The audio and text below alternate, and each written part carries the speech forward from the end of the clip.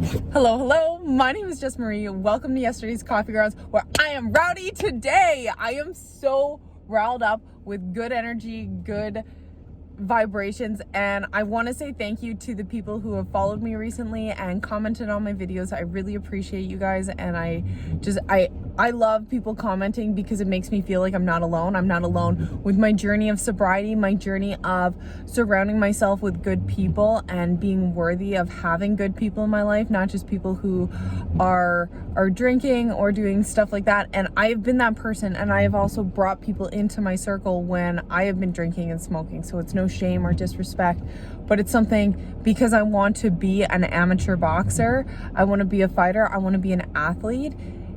It's definitely difficult to have people around me who are not on the same page or not on the same level. And because I have a tendency to overdrink, it's definitely a problem. And one thing I read at the beginning of the week, this is kind of a summed up form of it, but you need to make a decision. I need to make a decision, because sitting in the middle of to go left or right and maybe kind of knowing where you're going and then backing up, you're not getting anywhere. And the thought pattern cycles of should I do it? And you don't get anywhere.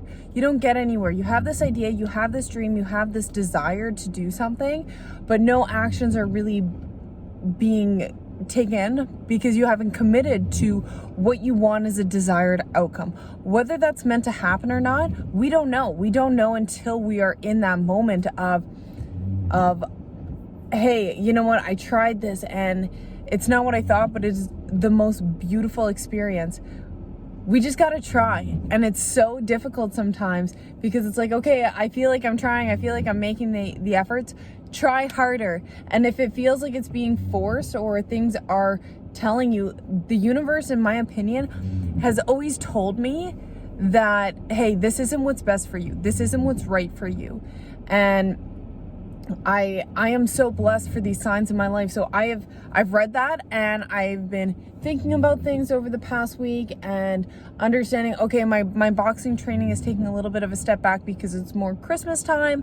I'm baking a little bit more. I'm indulging in a little bit more sweets because we're giving stuff away. That's my Christmas gift for everyone this year, is to bake a lot of different items and just give that out to people and make Christmas cards with my son and make that a priority around the month of December. And I'm still doing my best every day, 15 minutes on the bag, 15 minutes of shadow boxing and footwork. And that's what I can do today. That's what I can do every single day. And that's where I'm at. Not every day you're going to be productive or feel like you're the most productive. A lot of times you're going to have to self-motivate through discipline. Honestly, it doesn't matter what it is. If you want to be a business owner, you're going to have to self-discipline. You're going to, I don't really want to do this website for Valentine's Day or start doing stuff because it's 2 months away. Do it now. So when Valentine's Day is up and around the corner, it's like, boom, here we go. Let's go. We're ready. If you're looking at New Year's, you should hopefully already have that done. If you're doing web design or you're a business promoting yourself, have those steps far in advance. Get it done before you need to get it done, because then it's over and you can always come back and self-correct and improve on that work that you put in 2 months ago. You can come back and be like, oh, I've now had time to think about it, instead of stress in the moment. We got to get everything done right now. That's where I'm at in my life, where I just turned 26 and I feel like I have not accomplished a lot of the things that I want to accomplish. And now my body and system's in overdrive, and I got to tone that back a little bit because my body will get sick.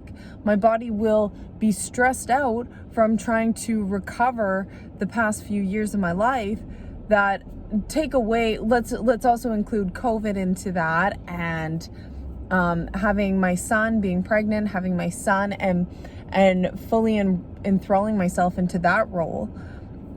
Take those aside, even the years before that, and I love my friends. I love the relationships that I built over this time of drinking and smoking weed and kind of working but not really working, this kind of gray area, couch surfing. That was great being an 18, 19, 20-year-old girl.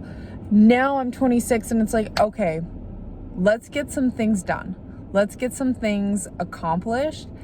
And once I've made that decision of, okay, this is what I want to do, I have a couple things that I want to do. Maybe I'll expand later on in a different video. But once I made those decisions, wrote them down, thought about how I'm going to go about it, I have gotten so many signs that yes, this is right. Feel confident in your decision. I had an amazing phone call with my dad yesterday. He was so non-judgmental. He shared his experience without being parental or being judgmental. It was just very, hey, this is my experience. Coming from a 52-year-old man, he's like, it took me so many years and being with the right person in my life to say, hey, it's a big world out there. I've lived in the same town my entire life. And he started traveling more, and he just went to Aruba, and they're already planning their next trip. Okay, these are our holidays next year. What are we going to do? What are we going to save towards as a duo? What are we going to do? And it was just hearing his experience of seeing men, he said, who are both older than him and younger than him, who just work, and they're existing. I don't want to just exist. I want to make a difference. I want to learn. I want to enjoy, and I want to love. I want to do all these things. I want to be a part of the work, be a part of learning, learn different cultures, see different experiences. I want to be a part of all of that. I've been dissatisfied because I'm not. I'm in my little bubble. I am self-consumed because that's what happens when you're on social media all the time or just in your house. You become self-consumed of, oh, everyone's going to think of me a certain way because of my house, or that's how I think anyway. And it's like, I need to get out there.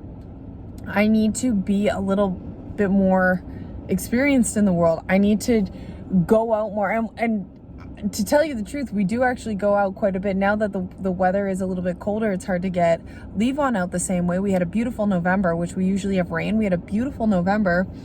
We go out to bakeries. We're regulars at bakeries, coffee shops. We're regulars at the library, regulars at the pool.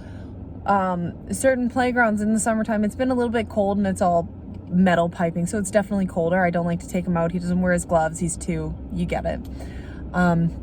We're regulars at these places. So yes, going out, I feel so much better as an individual when we go out and we're a part of the community, but I'm thirsty for more. I need more. And understanding that, recognizing that, that's what's going to make me a better person. That's what's going to make me a happier person. When I'm happier and not in self-destruct mode, I'm going to treat the people around me way better.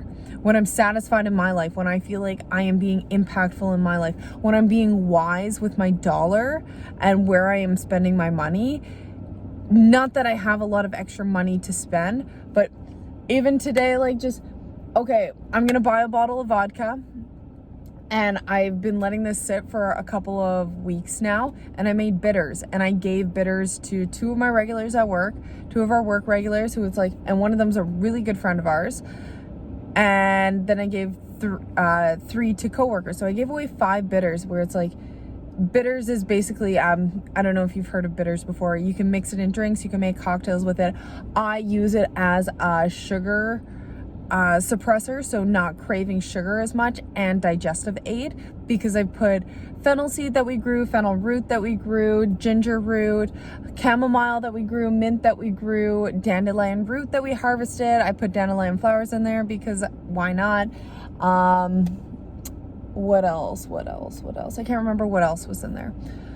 But then giving that away, and it's like, here, like, this is, I want to give you medicine. That makes me feel so freaking good. And the fact that we grew a lot of it from our garden, Levon helped grow it, harvest it, and he also helped measure everything out during the steeping process. It is an amazing thing to be a part of and to give people this medicine, or if they want to drink it, go ahead, drink it. You're going to just piss out all the medicinal purposes. If you drink the whole, they're not that big. They're only about that big. You're supposed to take a couple drops, you know, like it's fine. People gonna do what they want to do. But yeah, now that I've made this decision, so I was going out, this is where I feel so called towards what I feel in my heart of hearts. I'm thinking about this all morning. I'm spending time with my son. I woke up early. spent some time, I'm like, okay, I'm ready to get my shoes on and start exercising, start training. Put my shoes on and my son wakes up. And I'm like, fudge, like it's 7 o'clock. Like it's so early for him.